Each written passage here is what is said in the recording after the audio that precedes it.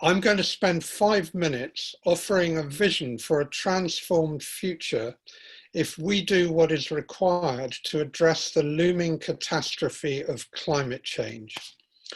And a lot is required. The IPCC has said we need rapid, far-reaching and unprecedented changes in all aspects of society. If we don't act now, within the next few years, we're in great danger of losing our ability to address climate change at all and allowing the world to tailspin into a really frightening future. So I'm going to read in just a second from a book called The Future We Choose by Cristina Figueres, who is the former United Nations Executive Secretary for Climate Change. And this section imagines what our world might look like in 2050 if we do what we need to do now, starting right now. So,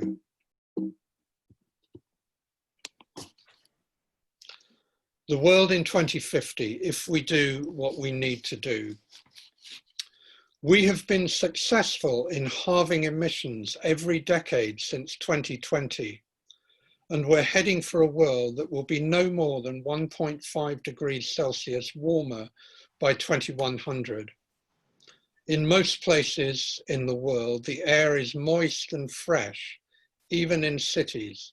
The air is cleaner than it has been since before the Industrial Revolution. And we have trees to thank for that.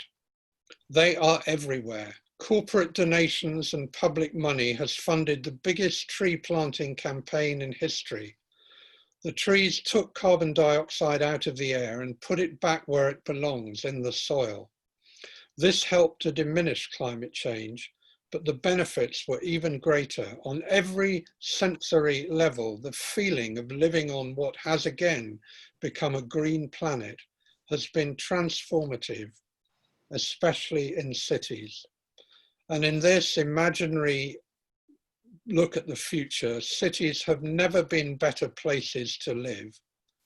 With many more trees and far fewer cars, it has been possible to reclaim whole streets for urban agriculture and children's play. Every vacant plot has been repurposed and turned into a shady grove. Every rooftop has been converted into a garden. And she goes on to talk about other changes that have been made by 2050. Industrial agriculture has changed and no one seems to miss it. Now we have nut and fruit orchards, woodland interspersed with grazing, parkland areas that spread for miles, new havens for regenerated populations of bees and insects. New rail networks have largely replaced air travel. Petrol and diesel vehicles are now only seen in museums. Electric vehicles are everywhere, but they're needed less because public transport is affordable for all. We no longer burn fossil fuels. Most of our energy comes from renewable sources. All homes and buildings produce their own electricity, and energy is basically free. The transition to regenerative farming practices has revolutionized food production. The plant-based replacements for meat and dairy are so good that most of us don't notice their absence. Food is also universally grown in local communities and individual gardens, and all of these major changes have created millions of employment opportunities. And she continues that we are also, in 2050, even if we do what we need to do, still dealing with the effects of climate change from historic emissions. Glaciers and Arctic ice are still melting. Sea levels are still rising. Droughts and desertification have continued to increase, and the refugee problem has continued to worsen. But improving international cooperation has helped to address these problems. It's now recognised that it's in the interests of every country to bring all its resources to bear on problems across the world. Finding the solution to another country's problem may well benefit your country in a few years' time. Extricating ourselves from self-destruction would have been impossible if we hadn't changed, if we hadn't realised that doing what is good for humanity goes hand in hand with doing what is good for the earth. And the most fundamental change that we made was that collectively, as citizens, corporations and governments, we began adhering to a new bottom line. Is it good for humanity? Rather than, is it profitable?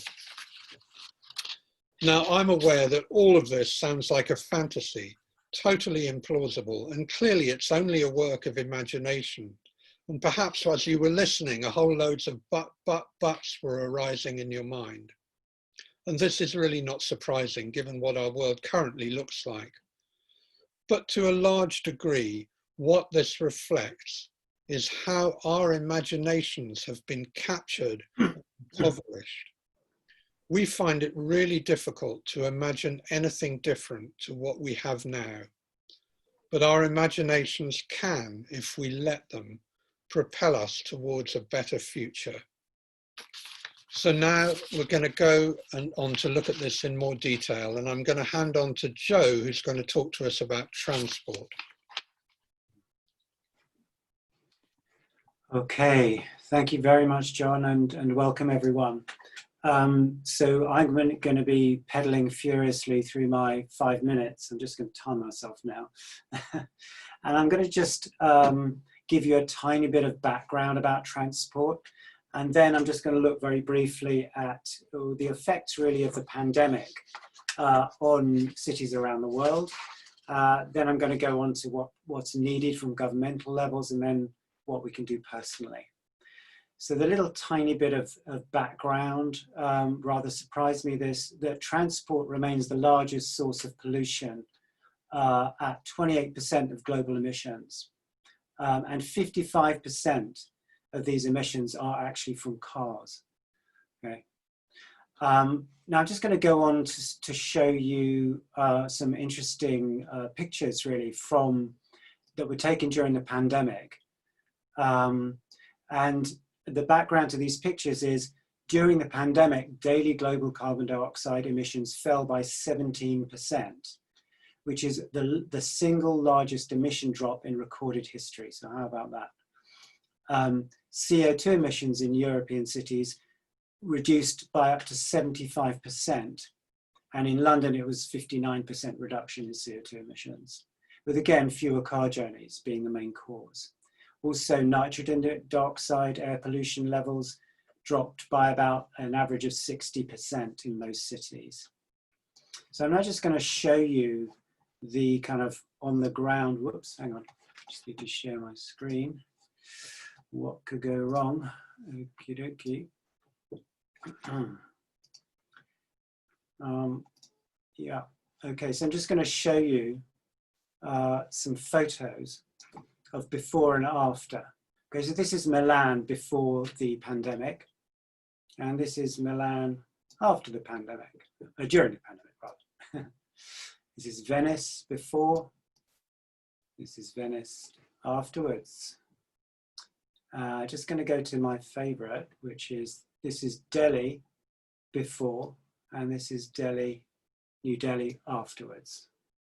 Okay, and just one more random, what have we got here?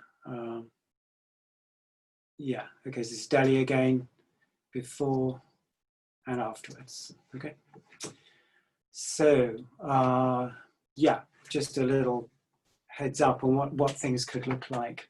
So in London, just what's happening around the globe now, rather around cities, in cities around the globe, as a result of the pandemic. In London, large areas are closed now to cars and vans, and people are allowed to walk and cycle safely. The main streets, for example, between London Bridge and Shoreditch, Euston and Waterloo, Old Street and Holborn, will be limited to buses, pedestrians and cars. And in the City of London, a newly publicised transport strategy focuses on sustainability with support for pedestrians and cyclists in the square mile. The Scottish government has announced £10 million to help create pop-up walking and cycling routes. Milan, the city of Milan, has announced 22 miles of streets to be transformed into cycleways. New York has unveiled plans to open 100 miles of streets for what it calls socially responsible recreation. Barcelona is adding 30,000 square meters to its pedestrian networks, 13 miles to the biking network. Mexico City is planning 80 miles of temporary bike lanes. So I could go on. So this is the attempt by local authorities and cities to sustain the benefits of the lockdown. So what do we need? What do we need to ensure that we move into a better future? Well, there's a recent Greenpeace report, what I'm mainly going to draw on for this. They say what we need is to speed up the transition to electric vehicles, and that'll create thousands of new jobs. We need to ban the sale of new petrol and diesel cars by 2030. The government has recently announced a £250 million emergency active travel fund as the first stage of a £2 billion investment in walking and cycling, which is a good way forward, but Greenpeace calculate we need at least £6 billion over the next 5 years to fundamentally redesign transport to prioritise walking, cycling and improving public health and delivering clean air. And this £2 billion investment by the government, which sounds fairly impressive, needs to be seen against this £27 billion they've earmarked for road building. So we need to cancel this. And in fact, even the AA are in favour of cancelling that £27 billion investment and funneling it instead towards public transport and active travel and broadband investments. Public transport needs to be increased and is particularly has an impact on people with lower incomes. So sustainable and affordable public transport options for all are a foundation of levelling up communities across the country. We need to be adjusting speed limits to reduce them to 20 miles an hour, funding the purchase of support for the purchase of e-bikes, and increasing fuel duty over the next decade. We need to introduce a frequent flyer levy, which would reduce demand and is particularly targeted on frequent flyers. So there's a kind of free first fly, and then after that you are progressively taxed. So what can we do as individuals? Well, the most effective way actually to reduce transport emissions is not surprisingly to cycle or walk. It might be worth knowing that 66% of journeys are under 5 miles and 20% of journeys in Britain are under 1 mile. You can also respond to a government survey which is called Widen My Path, which allows people to suggest cycle paths and pedestrianisation and traffic flow changes in their area, and I'll put that up on the chat, the link to that if you'd like to respond to that. And then the biggest thing really you can do is reduce or stop flying. Flying is by far the most polluting form of travel. One transatlantic flight generates more carbon dioxide than a resident of India will produce in an entire year. And of course, the next thing, of course, you can do is join a group like this one, or Friends of the Earth, or whoever else meets your needs and your agenda. Okay, thank you very much indeed.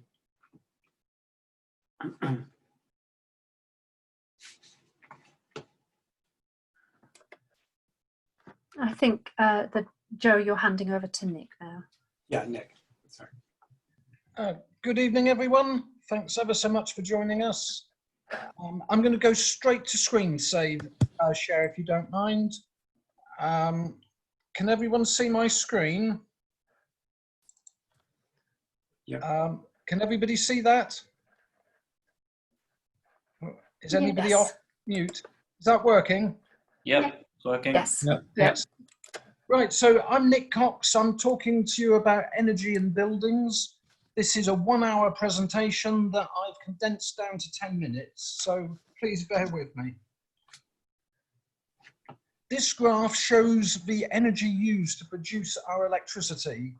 The green line shows fossil fuels declining nicely from 2012 to 2020, and the red line shows renewables rising nicely. So we've pretty much produced parity between the two. Now, if only we'd have started this process 20 years earlier, that might be sufficient, but it isn't. And as we drill down into the actual fuel mix for last year, you'll see that in actual fact, renewables only made 33% of our power compared to say 41 for gas. So it wasn't as good as the first graph suggested, but it's a step in the right direction. And for a bit of good news, on the best day last year, on the 3rd of June, 55% of our energy consumption came from renewable energy, and fossil fuels only provided 17.5%. So we can do it. We just need to do it 365 days a year, not just one. The first problem we're facing is that as we, somebody's joining us. As we decarbonise transport and buildings, demand for electricity is going to absolutely skyrocket. This graph shows how demand is likely to rise by 2050. And if we do decarbonise transport and buildings, the graph will follow the upper line of that band, definitely not the lower bound. And of course, there is the elephant in the room. All of our nuclear power stations but one will have to be closed down very soon because they're obsolete. They're already running well beyond their design life. We have one new nuclear power station under production, under construction, and that's Hinkley Point C down in Somerset. It's entirely reliant on Chinese technology as well as Chinese money. And if we don't end our dispute with China very soon, that power station will never be finished. So we have a choice between a nuclear renaissance or a nuclear phase down. It would appear that we're going to have a nuclear phase down whether we like it or not. And actually, that's fine by me. I'd prefer to manage without nuclear power. Thank you very much. So how are we going to do it? I've identified 8 technologies which could make up this shortfall in power demand. The first 3, wind, solar, and hydroelectric, I haven't got time to talk about tonight. And in any case, these are now mature technologies. And until we get a means of storing electricity, the scope for increasing those 3 is very limited indeed. So moving to what we can do, I think the most exciting one of all is anaerobic digestion, because it takes waste that we're already producing, manure, food waste, biosolids, agricultural waste, human sewage as well, and it recycles and reuses this material. So it's a perfect example of the circular economy that we're campaigning for. You put this material in an anaerobic digester and it's fermented to produce biogas in the form of methane. We can use that to generate electricity, we can use it to produce heat, we can use it as fuel for our vehicles, and we can even put it into the gas grid. Now, most of the energy out of an anaerobic digester is in fact heat, but nevertheless, we could produce about 1 terawatt of electricity from anaerobic digesters, and we could bring online about 100 megawatts per annum for 10 years. That is a really good start. That is a step in the right direction. Perhaps the simplest of all is biomass combined with combined heat and power. Now, my only reservation with this one is that it takes agricultural land away from food production and uses it for energy production. But that's better than taking the land out of production for housing, and this process is reversible. The land could be returned to food production at a later date. The material that I'm suggesting is Macamphus or elephant grass. You can harvest it every year and it will regrow without replanting. It really is perfect for biomass. A really intense form of energy is tidal power. And we can harness this with underwater tidal turbines. Stop building these concrete barrages, that's 1950s technology. This technology is very much like the wind turbines. It works very well indeed, and it doesn't give you the environmental problems that you get with concrete barrages. We've got two really intense sources available in the UK, the Pentland Firth up in northeast Scotland, and the Severn Estuary between the West Country and Wales. If we harnessed both of these, we could produce a very substantial amount of our electricity consumption. The problem being that the tides occur at certain times of day, which aren't always when we need the electricity. And we do need a form of electricity storage if we're to make full use of tidal. And unfortunately, that technology is not yet available. A less intense, but much more constant form of energy is wave power. This photograph shows an image of Salter's duck. This is actually a 1970s technology, and the Salter's duck remains the most efficient wave power converter. It absorbs about 90% of the energy coming in through the waves and leaves calm water behind it. In 1992, the Conservative government led by Margaret Thatcher closed down the wave energy project. Professor Salter claims that this was due to influence by the nuclear industry lobby. He was probably correct. The technology has never been revived commercially, which is a crying shame. We really do need to get this technology commercialized and in use.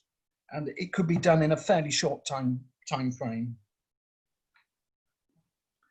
This is my favorite of all, the organic Rankine cycle, ORC geothermal concept. We already have a geothermal station in this country in Southampton. We draw heat from 1.8 kilometers below ground from the borehole. It taps into the Wessex aquifer. And it produces heat at 76 degrees centigrade. At the moment, that's just used in a district heating network, but that temperature is hot enough to use in an organic Rankine cycle generator to produce electricity. The only other hot spring which you may know about is the hot springs in Bath. But they only produce water at 45 degrees centigrade, which isn't hot enough for the technology currently.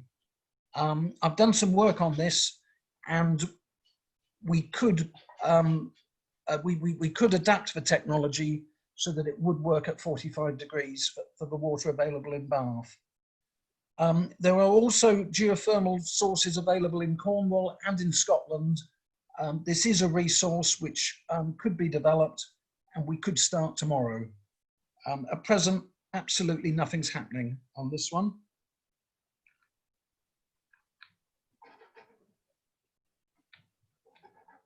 Oh, my seems to have frozen up. Oh God, no, I didn't mean that. Apologies. Right, this is what I wanted to get to. Once we have decarbonised electricity, we have to use the electricity as efficiently as possible. When it comes to heating our buildings, the most efficient way of doing this would be by district heating heat pumps. This example was built in a factory in Scotland by a company called Star Refrigeration, and it is the only district heating heat pump in the United Kingdom which uses an environmentally friendly refrigerant, ammonia. But this technology is available and it could be rolled out tomorrow. this is a list of 39 cities where we could use geothermal heat pumps using the rivers that run through the areas. Very simple, very cost effective. And again, we could start that work tomorrow.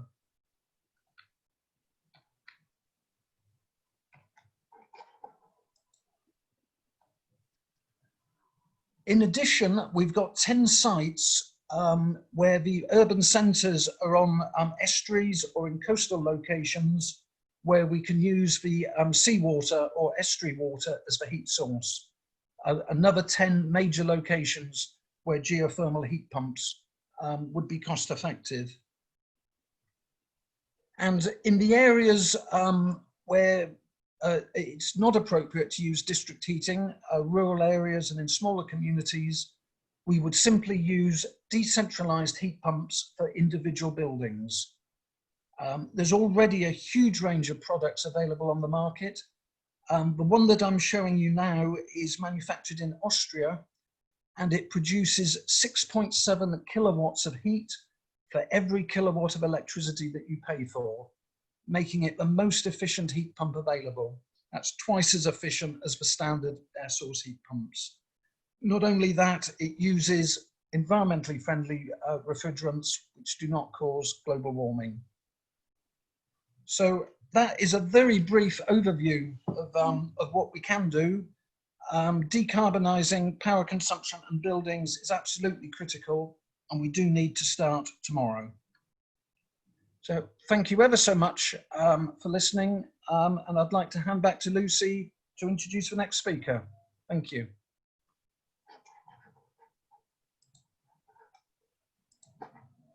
Great, thanks Nick. So I will be discussing gross domestic product. So GDP, as you probably will know, is a measure of economic development, and this measurement includes the variables private consumption, gross investment, government spending, and exports minus imports.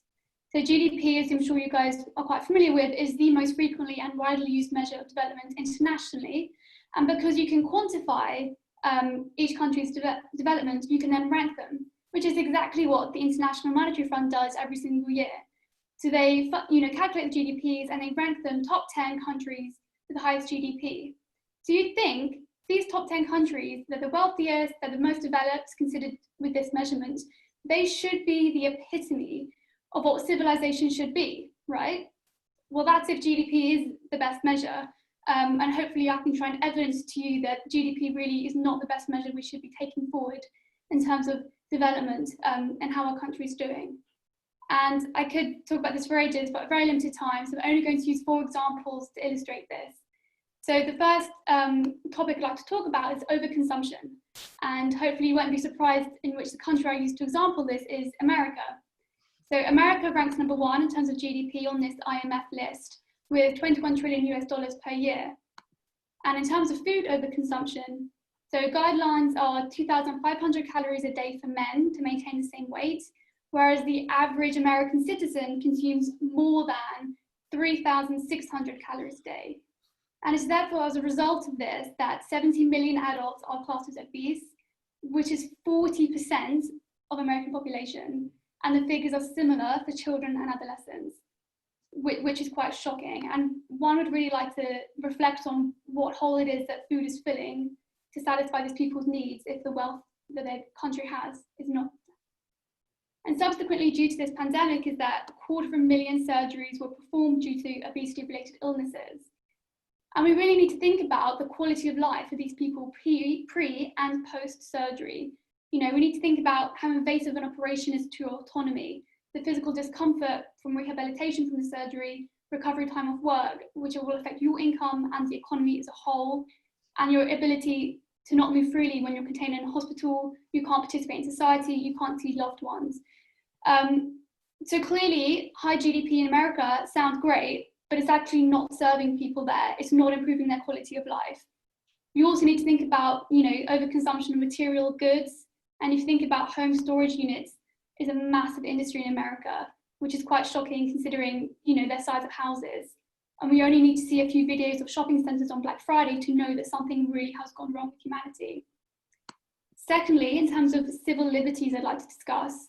So Japan ranks third onto the GDP list with $5 trillion a year. But same-sex marriages held abroad were not recognised only until 2009. That's so recent in terms of global history. Furthermore, same-sex couples are not allowed to marry. They're only allowed to issue partnership certificates, which sounds great, but it's only specific cities, and the certificates allow hospital visitations and the capacity to rent an apartment together, and that's it.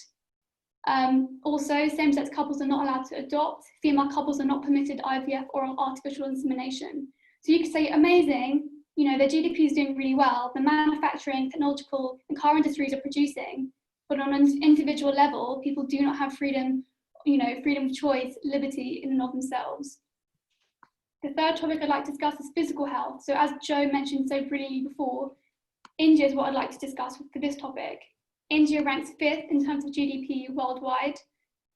And so PM are particles that are produced through combustion. And the World Health Organization says that 10 micrograms per cubic meter is what's the upper boundary of what's considered safe. India is ranked one of the most polluted countries in the world, with an average PM of 73, so over 7 times what is considered safe for humans.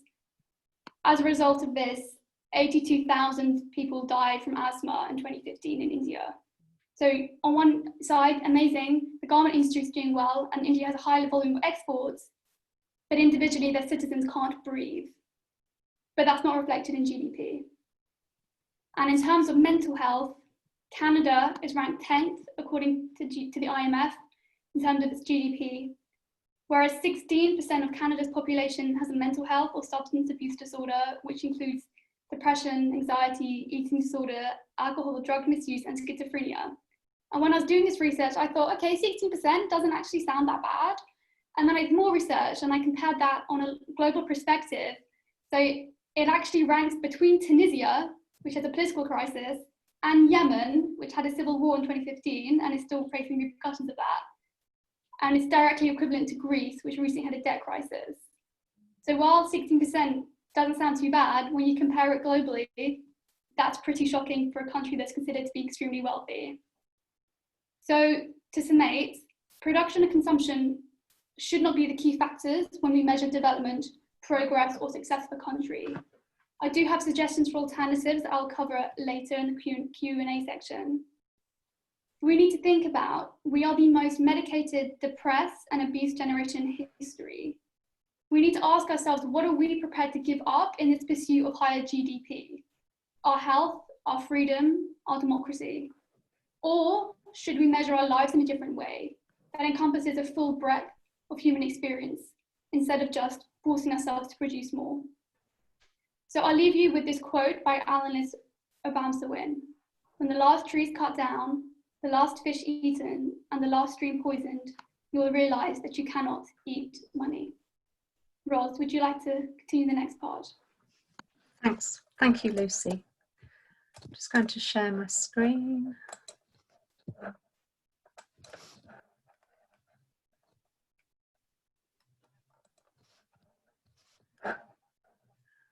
Minimize that. Right, thank you. Okay, I'm going to talk about biodiversity. So biodiversity is the name that we give to all life on Earth, from bacteria to buffalo, from hawthorns to humans. All living things exist within an ecosystem, whether that is an ocean, a forest, a meadowland, or a city. Humans rely on this biodiversity to survive. We are connected to one big natural system and each element supports the other. We need fresh water, clean air, food, and protection from viruses. We need forests to take carbon from the air and peatlands to prevent flooding. Just having nature around us is not enough. We need a natural world that is complex, resilient, and thriving. We need biodiversity. Currently, more than 30,000 species are listed as threatened with extinction, which is 27% of all assessed species. Researchers agree that 5 mass extinction events have already happened, including the one that wiped out the dinosaurs. Many scientists agree that we are now living through a 6th mass extinction. And I'm afraid that humans are to blame for this through overexploitation of resources and the impact that we're having on the climate. The UK ranks 198 out of 218 nations for nature lost, meaning that we are amongst the most nature depleted countries in the world.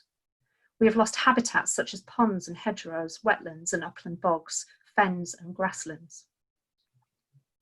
In the UK, we have all but abandoned traditional mixed farming methods. Worldwide, 45% of land is taken up by animal agriculture. That is either livestock or intensively grown crops to feed them. 91% of the destruction of the Amazon is to make way for cattle grazing or animal feed crops. Every day, the world's 1.5 billion cows use a staggering amount of resources that could be used to feed the 1 billion people who are starving daily. Methane emissions from livestock are a major contributor to greenhouse gases and so to climate change, contributing more than the world's transport sector combined. Humans and livestock now make up 96% of all biomass, with free-living animals accounting for only 4%. Habitat loss is a major cause of biodiversity loss. And this intensive farming destroys our soil. Back in the UK, Michael Gove has warned that we are 30 to 40 years away from the fundamental eradication of soil fertility. That is, we have only 30 to 40 harvests left. Insecticides destroy our pollinating insects. Artificial fertilisers poison our waterways. In the UK, we've lost coastal habitats due to sea level rise, and increases in sea temperatures have affected the marine food webs. In the world's oceans, 3/4 of the world's fishing areas are now severely depleted. 28 billion marine animals are pulled out of the ocean every year, and for every 1 kilogram of fish, there is 10 kilograms of bykill, such as dolphins, whales, sharks, and turtles. Scientists estimate that we will have fishless oceans by 2048. But what could a positive future be like? What if in the UK we undertook huge rewilding projects, allowed for the natural regeneration of forests, reclaimed our peatlands, wetlands, and coastal habitats? What if there were biodiversity-rich wildlife corridors between all farmed land? What if we created more food security and encouraged biodiversity by growing our own fruit and vegetables, maybe as part of community projects or on local small holdings, creating green jobs and revitalising our rural communities? So what can we do right now as individuals? Our diet has a huge impact on biodiversity loss. Researchers state that a sustainable level of consumption is more than 50 grams per week of meat, fish, and dairy combined. Could you start with Meat-Free Monday and gradually increase that? Could you contemplate becoming vegetarian or vegan? No other lifestyle choice has a more profoundly positive impact on all life on Earth than moving towards a plant-based diet. So what else can we do? Very importantly, you can take action with local groups to help create systemic change.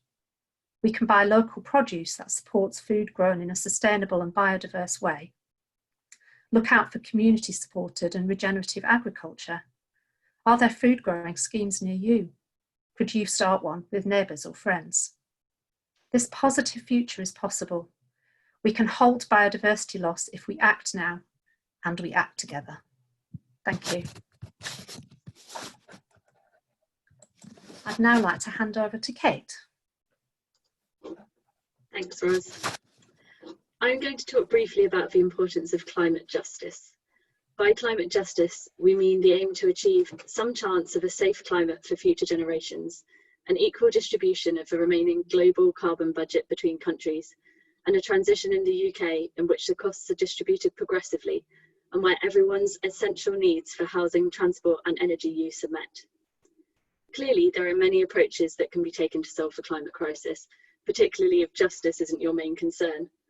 Wealthy countries and wealthy individuals are able to, and do, mitigate the effects of climate change in ways that aren't possible for much of the world.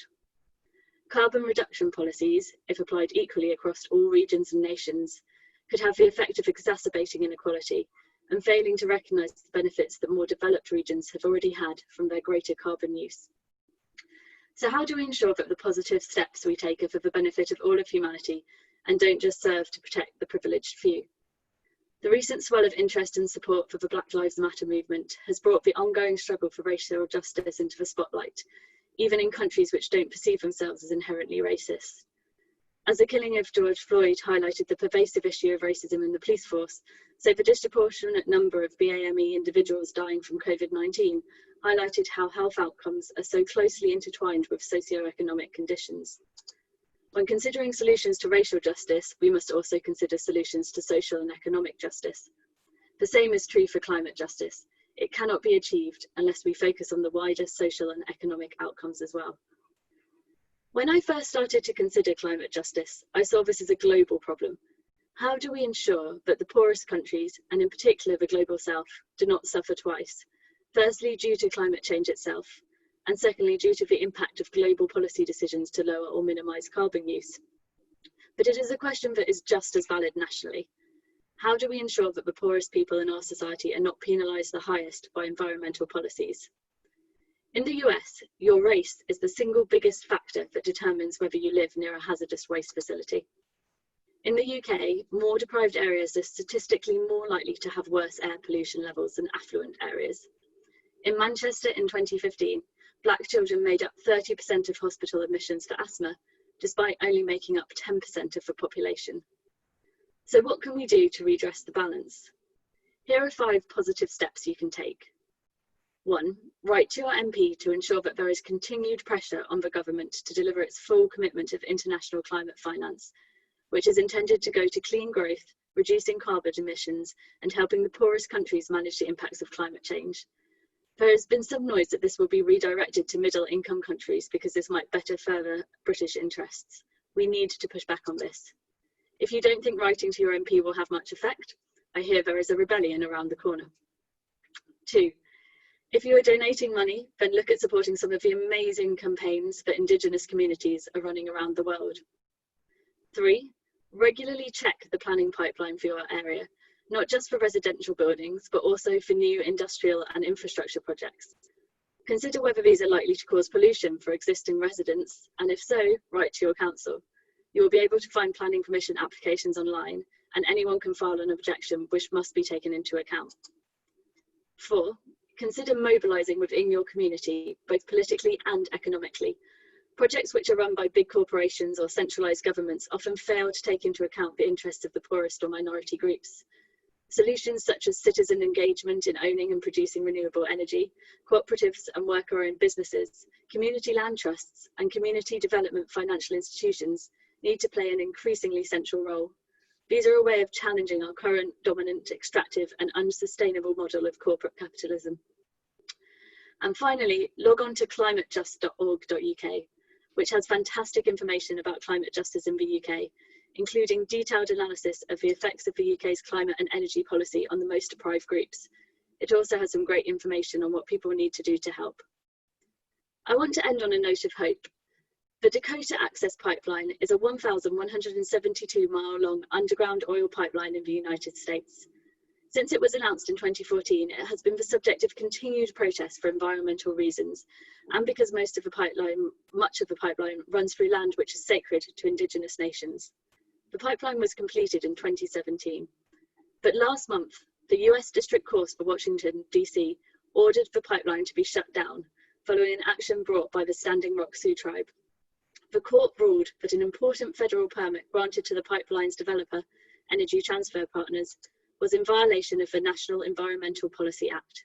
As a result, the permit must be scrapped, and the pipeline was forced to cease operations and be emptied of oil within a month. This is a prime example of why we need a variety of protest methods and tools at our disposal. The protests have included civil disobedience, interaction with politicians including Barack Obama and Bernie Sanders, as well as legal claims. The hope is that this case will pave the way for the success of future campaigns across the US. By fighting on all fronts and by their refusal to give up, the protesters were ultimately successful. It's now time for us all to do the same. I'll now hand back to Roz to run us through a visualisation of the future. Thanks, Kate. That was fantastic. Right, so if you feel comfortable to, then please close your eyes, or if not, then just cast your eyes downwards. I want you to imagine this. This morning, Boris Johnson woke up, looked into the eyes of his newborn son, and made a decision. Enough is enough. We need rapid, far-reaching and unprecedented changes in all aspects of society. And so his government and other international governments consulted the people, took action, and the world changed.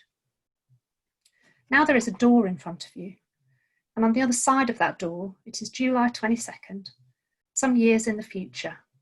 You walk up to that door, you turn the handle, and you step through with all of your senses. What can you see, feel, hear, and smell? Have a really good look around you and just take some time to take it all in.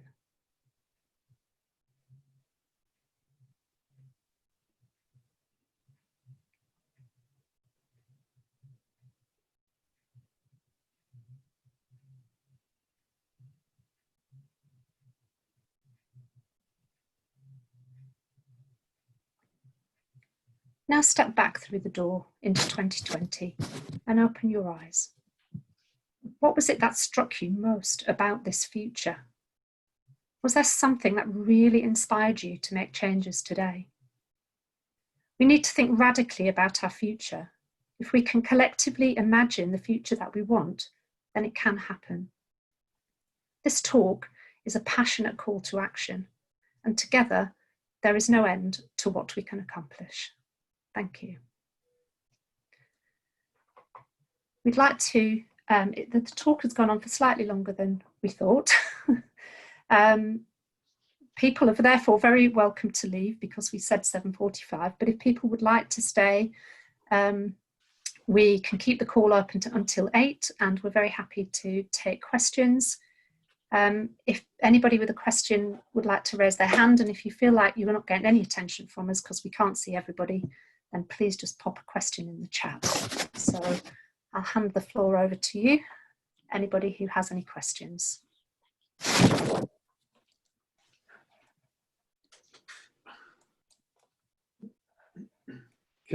Can I speak? I had my hand up.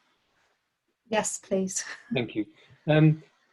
I think it's great. The huge amount of effort has gone into this presentation.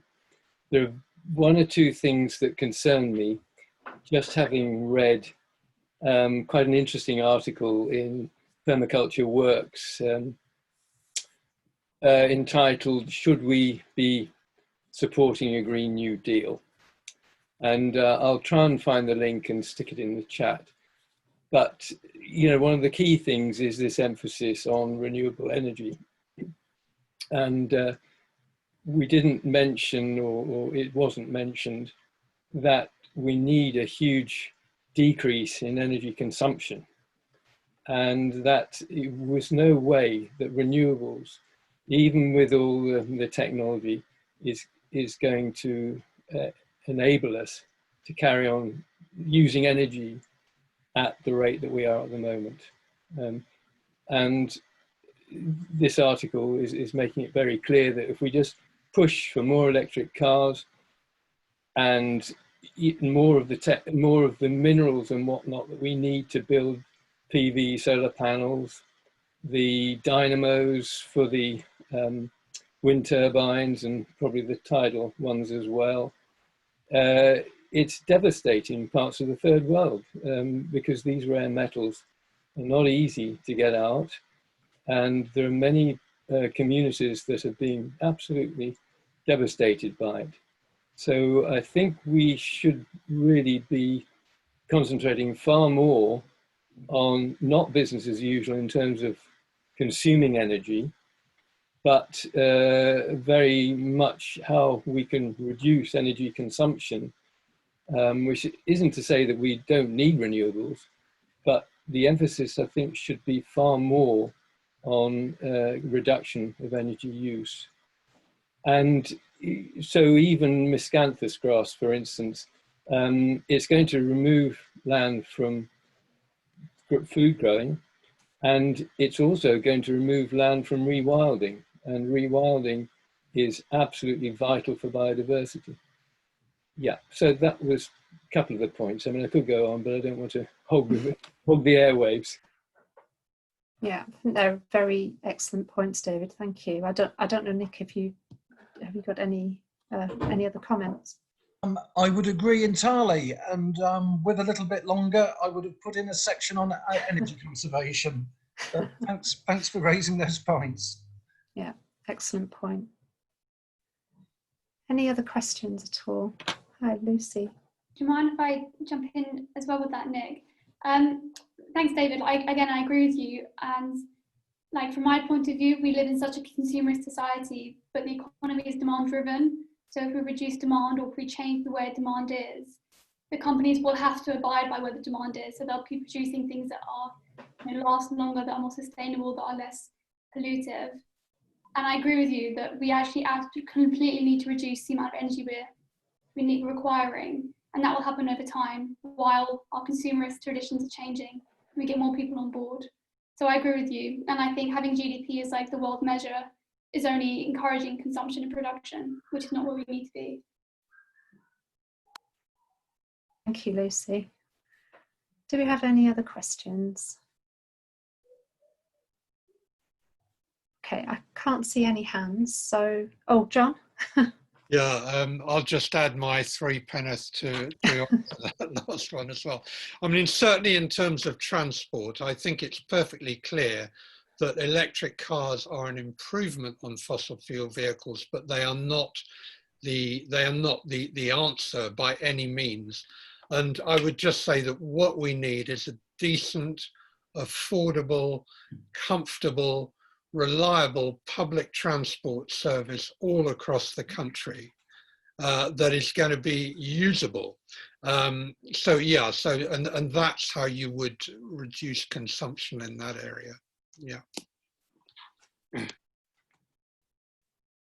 Hi, Julie. I would go so far as to say I would prefer to call for a free public transport system.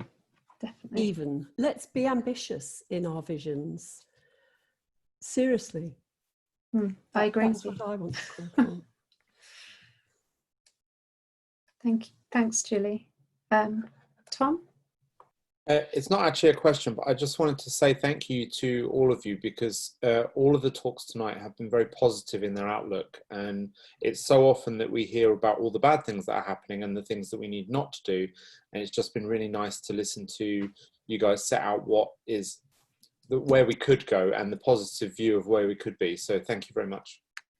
Thank you. That's very kind of you.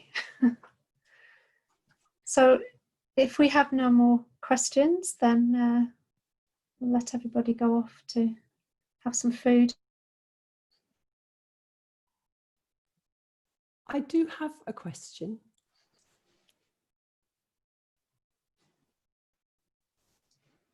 Go ahead. I think Ross is frozen. Can I answer it? Can I ask it? Go ahead. It's been recorded, this talk, which has been really, really good. And I'm wondering, how does one access a recording of it, please? Toby? We'll put it on our YouTube, I think, and share it around. Okay, thank you. So do you have your own YouTube channel?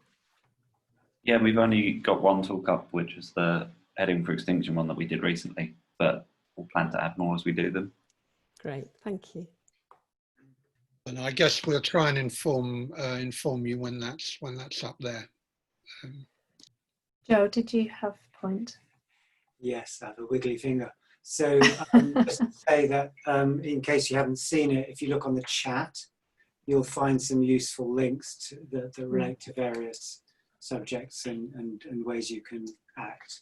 If you look at the chat, and you can save that. If you just go to the 3 little dots there, click on that, and just put save chat, and that'll save everything for you there, so you'll have all the links. Thank you. Julie. Hello. Hi. Hi. Good evening, everybody. I just more of a comment, really, I suppose, and thank you ever so much for all of the presentations. Really, really useful and very insightful.